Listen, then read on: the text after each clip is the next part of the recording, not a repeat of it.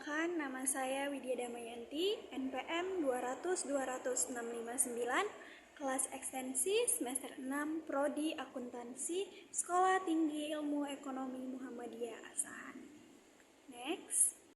Kesempatan kali ini, perkenankan saya untuk menjabarkan materi dari bab 3, buku akuntansi pemerintahan karya Bapak Syahrizal Hidayat SEMAK dengan materi Kerangka Konseptual Akuntansi Pemerintahan.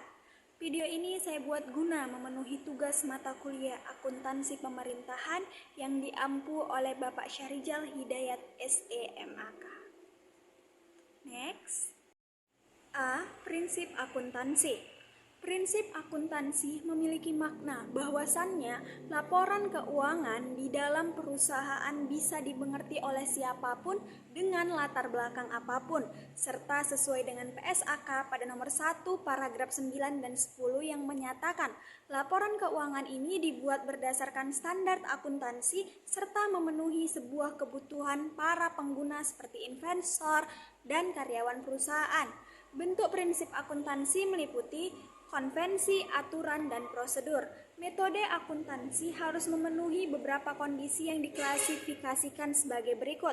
Pertama, metode pada kasus yang mempunyai nilai yang cukup signifikan serta kondisi yang memungkinkan.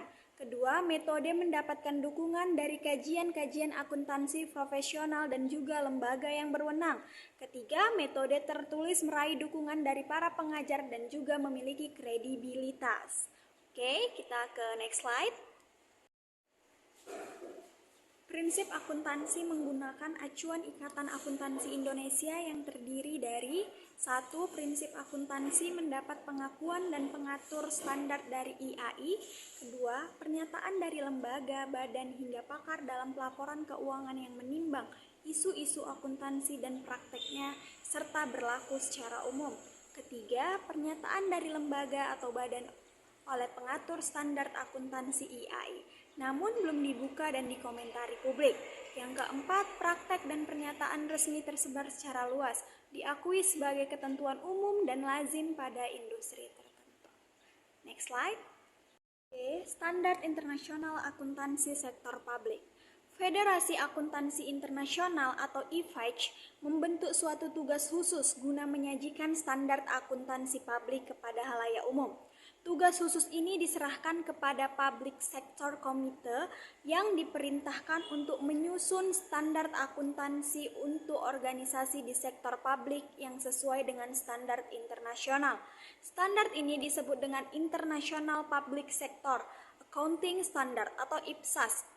Tugas ini menyusun standar akuntansi dan juga menyajikan program yang sistematis agar IPSAS ini bisa digunakan oleh semua akuntan dan juga entitas publik di semua negara.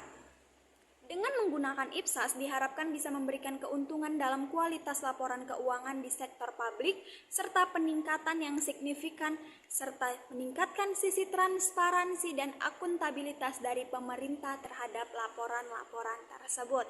Next. C. Standar akuntansi pemerintah. Exposure Draft yang menjadi standar akuntansi sektor publik, di mana Dewan Standar Akuntansi Sektor Publik dari IAI yang merilis daftar tersebut. Exposure Draft ini memiliki 6 hal sebagai berikut. Pertama, penyajian laporan keuangan. Kedua, laporan arus kas. Ketiga, koreksi surplus dan defisit. Kesalahan fundamental dan kebijakan akuntansi yang berubah. Keempat, dampak perubahan falas. Kelima, kas pinjaman. 6. Laporan keuangan entitas kendalian dan konsolidasi. Next. Undang-Undang Nomor 1 Tahun 2004 menetapkan Komite Standar Akuntansi Pemerintah atau KSAP yang didukung oleh Kepres dengan nomor 84 Tahun 2004 mengenai KSAP. Standar akuntansi pemerintah sendiri tersusun dari kerangka konseptual dan juga 12 pernyataan, yaitu 1. Penyajian laporan keuangan PSAP 01, 2. Laporan realisasi anggaran PSAP 02, 3. Laporan aliran kas PSAP 03, 4. Catatan atas laporan keuangan PSAP 04, 5. Akuntansi persediaan PSAP 05, 6. Akuntansi investasi PSAP 06, 7. Akuntansi aset tetap, PSAP 07, 8. Akuntansi konstruksi dalam pengerjaan PSAP 08, 9.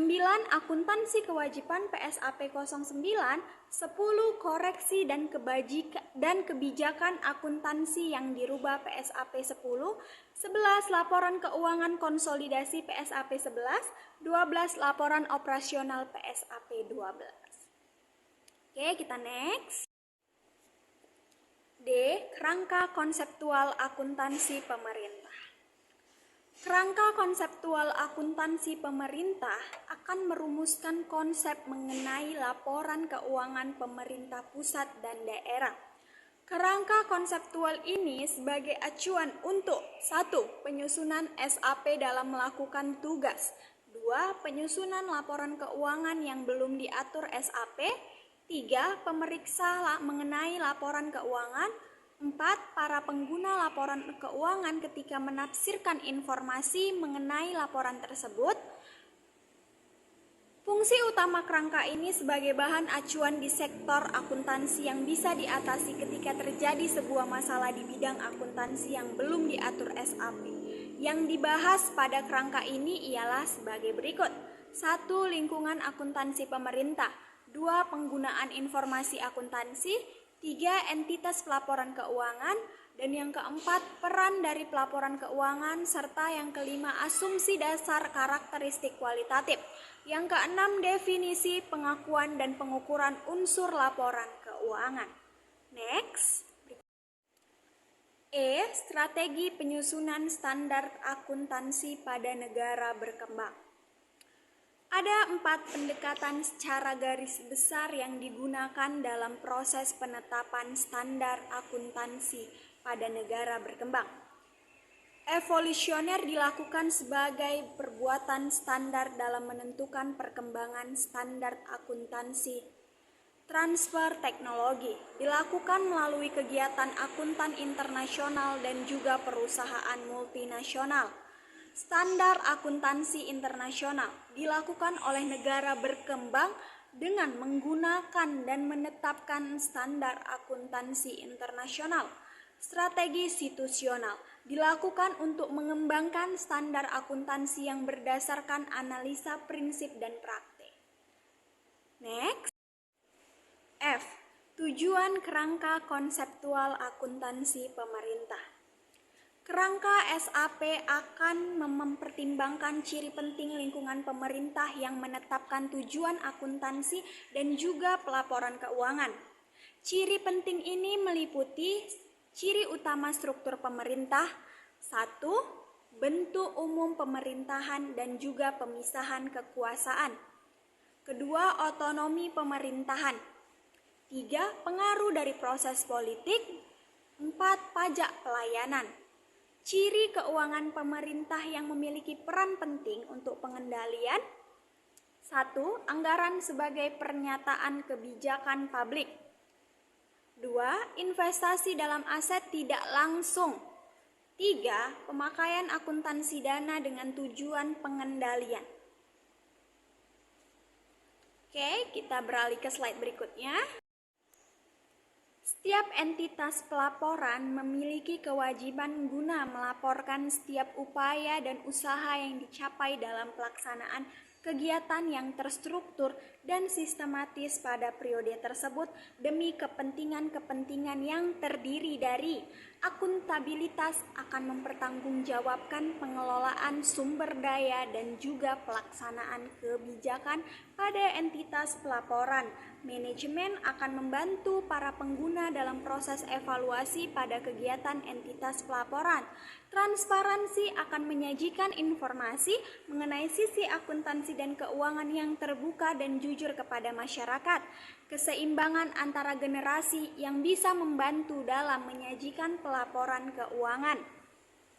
Next. Tujuan dari laporan keuangan tersebut akan membuat pemerintah harus menyajikan informasi mengenai laporan keuangan yang bermanfaat bagi pengguna dengan cara 1. Menyajikan informasi mengenai sumber, 2. Menyajikan informasi tentang kecukupan penerimaan periode, Ketiga, menyajikan informasi tentang jumlah sumber daya ekonomi yang digunakan. 4. Menyajikan informasi mengenai entitas pelaporan yang menjadi sumber dana. Yang kelima, menyajikan informasi tentang posisi keuangan dan juga kondisi entitas. Yang keenam, menyajikan informasi mengenai perubahan posisi keuangan entitas pelaporan yang mengalami kenaikan atau penurunan. Kita ke next slide. Baiklah, sekian penjabaran atau pemaparan terkait materi dari bab 3. Apabila banyak kesalahan kata maupun bahasa yang kurang baik dan bijaksana, saya mohon maaf. Akhir kata saya ucapkan terima kasih dan assalamualaikum warahmatullahi wabarakatuh. Sampai bertemu di video-video pembelajaran saya selanjutnya. Thank you for watching.